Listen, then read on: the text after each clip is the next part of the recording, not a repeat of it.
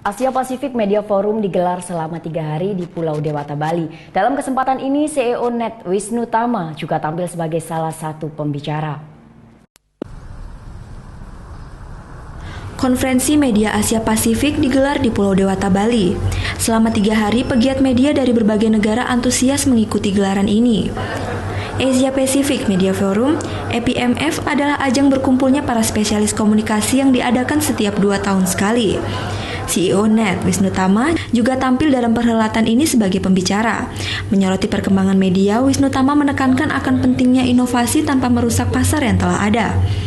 APMF pun menjadi ajang yang sempurna bagi para inovator untuk melihat tren yang akan datang.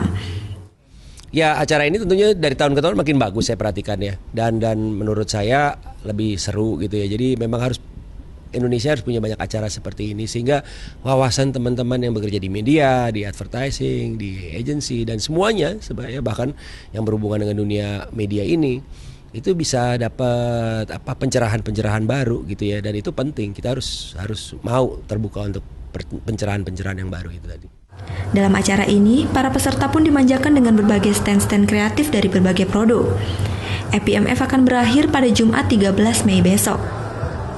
Tim Liputan melaporkan untuk NET.